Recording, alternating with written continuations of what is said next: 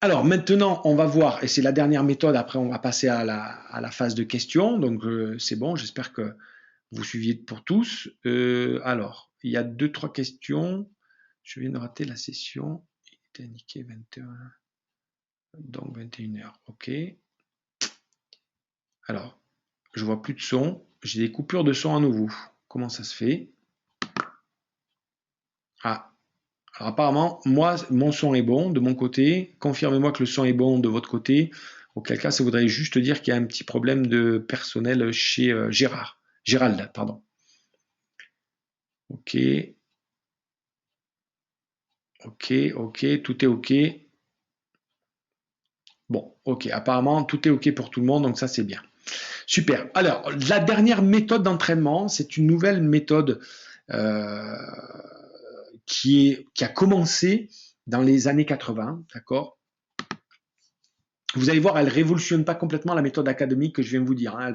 On va s'appuyer dessus, mais donc c'est la méthode de périodisation par bloc qui a été faite par Vladimir Insurin, d'accord. Donc c'est aussi un Russe ou un Biélorusse, je crois, euh, qui est parti lui à l'inverse de l'observation des méthodes d'entraînement des entraîneurs qui avaient le plus de médailles. Et donc après, il a mis la théorie des méthodes d'entraînement par bloc, d'accord. Donc ça révolutionnait un peu le truc dans le sens où avant, ben, on pensait que donc on pouvait avoir que 2 ou 3 pics de forme par an, d'accord. Et c'est toujours le cas, mais il a montré comment en fait s'entraîner à avoir des pics de forme, et ça c'est assez intéressant. Donc je vous le livre là. L'idée, c'est de répéter les adaptations physiologiques, techniques et mentales de l'organisme à avoir un pic de forme. Et en fait, en donnant l'habitude comme ça à cet organisme à avoir des pics de forme, ben, il va en avoir de plus en plus, il va savoir de mieux en mieux les gérer. Et en fait, ben, petit à petit, vous allez être en forme quasiment toute l'année. Okay. Et bien sûr, grâce à cette méthode, on réduit encore le volume d'entraînement, donc ce qui entraîne plus de fraîcheur pour s'entraîner, moins de blessures, plus de temps de récupération, et donc on a plus de vitesse et de travail de qualité. Donc c'est vraiment une méthode révolutionnaire qui est encore très très peu utilisée dans le monde sportif, encore plus dans le monde cycliste, d'accord. Mais tous ceux qui l'ont utilisé ont eu des résultats extraordinaires. En l'occurrence, mon ami Fabien Cancellara et d'autres, hein, d'accord, qui ont des résultats assez performants. Et clairement, Chris Froome utilise ce genre de méthodologie d'entraînement et ça explique aussi ses performances. Alors le principe, c'est quoi? Ça va être que de s'entraîner toute l'année, d'accord, en faisant des blocs de foncier, donc de 2 à 6 semaines, un bloc de travail spécifique, pareil, de 2 à 6 semaines. Donc le travail foncier, c'est clairement du travail d'endurance, là par contre, okay, un travail d'endurance avec de la qualité et du travail technique. Là par contre, le travail spécifique, ça va être du travail soit de PMA, soit de seuil, soit de musculation, soit de travail spécifique pour la montagne, etc. Donc on fait un travail vraiment spécifique, plus intensif. Et enfin, une période qu'on va appeler d'affûtage de 7 à 10 jours. Okay, où là, on va clairement diminuer le volume d'entraînement pour faire que des choses assez intensives et se préparer pour faire une compétition, ou en tout cas de faire un temps de référence. Et puis, on recommence. On va refaire du travail foncier, alors peut-être un petit peu moins long, refaire du travail spécifique, là peut-être un petit peu plus long, et refaire du travail d'affûtage. Et puis on va continuer comme ça pendant plusieurs mois, plusieurs semaines, d'accord. euh, Qu'est-ce qui va se passer? Ça, on va pouvoir le reproduire peut-être 8, 9 ou 10 fois dans l'année. Et donc, on adapte l'organisme à la fin. Ici, on va avoir du travail foncier juste de 2 semaines, du spécifique de 2 ou 3 semaines, et on va agrandir le travail d'affûtage dans lequel on va pouvoir faire des compétitions et qui va s'agrandir. On va faire 2, 3, 4 compétitions. On va faire un bloc de compétition et ça va permettre comme ça de monter en charge et d'être plus performant sur les dernières compétitions. Hein. Donc c'est un peu le schéma qu'on va voir là. Donc en période de compétition, le foncier ne fait plus que 2 semaines. Okay, on se régénère un coup, On va faire du travail spécifique en fonction de la compétition à venir ou en fonction des points qu'on va améliorer. Ok, mais 2-3 semaines, ça suffit. Vous vous souvenez l'effet seuil. Et puis là, par contre, en période de compétition, l'affûtage va durer de 7 jours à 21 jours. C'est-à-dire qu'on va enchaîner 2-3 compétitions et entre les compétitions, on va faire juste de l'affûtage en diminuant le temps par 2. Et donc, voilà, on va répéter les blocs comme ça, pardon. Voilà, hein, on va répéter les blocs comme ça. Alors, maintenant, de manière plus précise, l'entraînement foncier, qu'est-ce que c'est? Alors, c'est un travail en endurance, c'est-à-dire en dessous de 80% de la FC max. On va faire, pendant ces périodes de foncier, du travail de musculation et de renforcement et d'assouplissement. Ok. On va faire un travail technique, on va vraiment mettre l'accent sur un travail technique, travailler la qualité du pédalage en montagne ou la qualité du pédalage en général, travailler la posture, etc. Plus on est fort, plus on est en forme, plus le travail de foncier est court. Hein, donc c'est pour ça que j'ai marqué de 2 à 6 semaines, parce que ça va vraiment dépendre. Mais quand je rattaque, je vais me faire 6 semaines de foncier pour bien me donner les bases, être bien. Mais pas plus de 6 semaines, ça sert à rien. Il va permettre de perdre du poids. Hein, clairement, quand on s'entraîne en endurance, qu'on fait ce genre d'exercice de renforcement de musculation, ça permet de perdre du poids.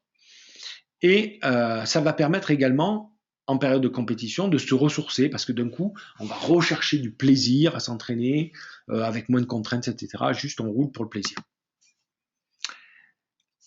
Alors, ce qu'on appelle le cross-training, c'est quoi? C'est le fait de s'entraîner dans d'autres sports. Dans le foncier, on va pouvoir s'entraîner dans d'autres sports, parce qu'on cherche essentiellement à travailler le cardio. Donc on peut faire du ski de fond, on peut faire la course à pied, on peut faire de la natation, ça ne gêne pas. Plus on va se rapprocher de la compétition, moins on va faire de cross-training, d'accord? Parce que là, on va devoir être plus spécifique pour le vélo. Ensuite, le travail spécifique, pardon, hein, j'ai laissé...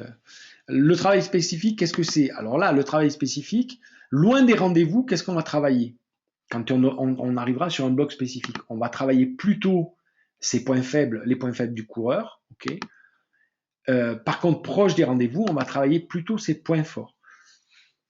Pourquoi? Parce que si on travaille les points forts, les choses qu'on aime faire, sur lesquelles on est fort, en fait, avec peu d'entraînement, on va avoir beaucoup de résultats. Donc, proche des rendez-vous, on travaille la confiance et on travaille une grosse augmentation de la performance grâce à l'entraînement. Par contre, loin des rendez-vous, on s'en fout un petit peu, c'est le moment de travailler les points faibles. Okay. Mais pareil, je vous ai dit tout à l'heure, on ne travaille pas deux qualités à la fois, donc quand on travaille les points faibles, on travaille les points faibles, plutôt en début de saison. Quand on arrive la saison proche, on a besoin de gagner du temps, d'avoir des résultats, de prendre confiance, donc on travaille ses points forts.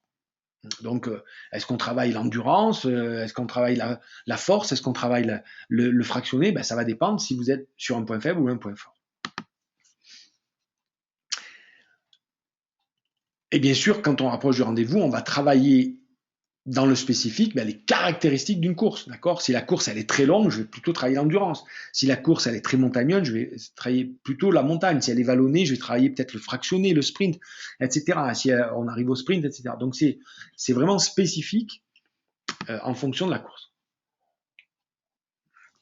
Alors bien sûr, pendant la période de spécifique, chaque semaine, on travaille aussi la technique. L'effort est mis sur la technique.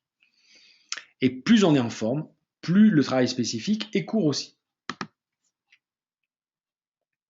Alors là, par contre, comme tout à l'heure je vous disais, on ne travaille plus en cross-training. Là, on est uniquement sur le vélo et ciblé sur la course. On fait du spécifique. Si je vise une course en VTT, je vais même m'entraîner en VTT. Si je vise une course sur piste, je vais m'entraîner en piste. Donc vraiment, on fait du spécifique, du chez spécifique. Enfin, le troisième point, l'affûtage, d'accord? Donc de 7 à 21 jours, encore plutôt de 7 jours en début d'année.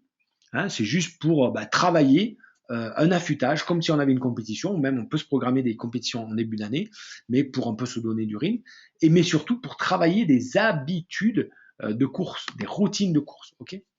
Donc, c'est clairement en période de compétition. Donc, on réduit le volume global d'entraînement par 2 par rapport à ce qu'on a fait avant en spécifique. En spécifique, en général, on va faire du volume.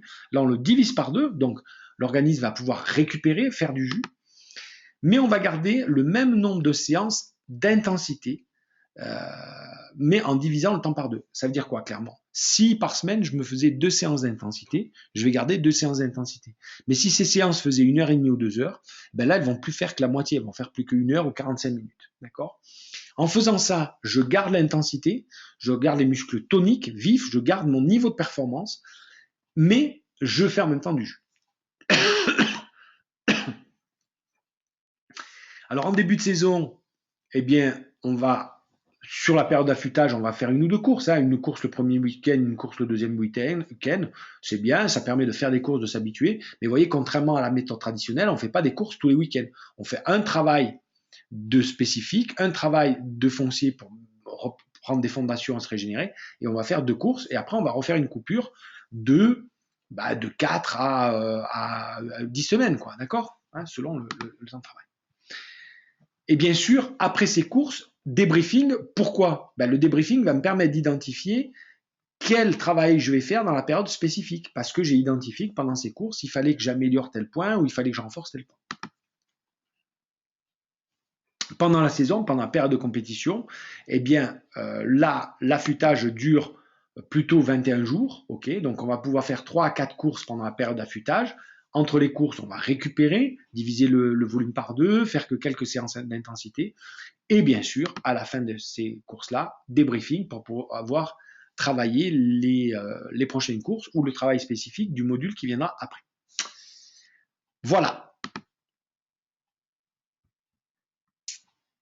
Alors là, du coup, la planification que je vous préconise un petit peu à l'année, c'est quoi? C'est faire un premier macro-cycle de 3 mois où je vais travailler comme dans la méthode académique, 1 mois en endurance, 1 mois en PMA, 1 mois au seuil, d'accord, avec les entraînements qualitatifs qui vont avec l'endurance, je travaille plutôt la force, avec la PMA, je travaille plutôt la vélocité, et avec le seuil, je vais plutôt travailler la posture, ok. Ensuite, je vais enchaîner avec un ensemble, c'est pas juste c'est un ensemble de blocs fonciers spécifiques et affûtage, d'accord? Mais plutôt, on va dire, du foncier sur 4 à 6 semaines, du spécifique sur 4 semaines, l'affûtage sur 7 jours. Et alors, vous en faites plusieurs, et quand vous arrivez en période de compétition, eh bien, vous faites un travail toujours par bloc, mais plutôt compétition, c'est-à-dire avec des blocs fonciers et spécifiques plus courts, de 2 à 3 semaines, et par contre, un bloc affûtage plus grand de 2 à 3 semaines. D'accord? Voilà, donc ça, c'est des modules sur 12 semaines.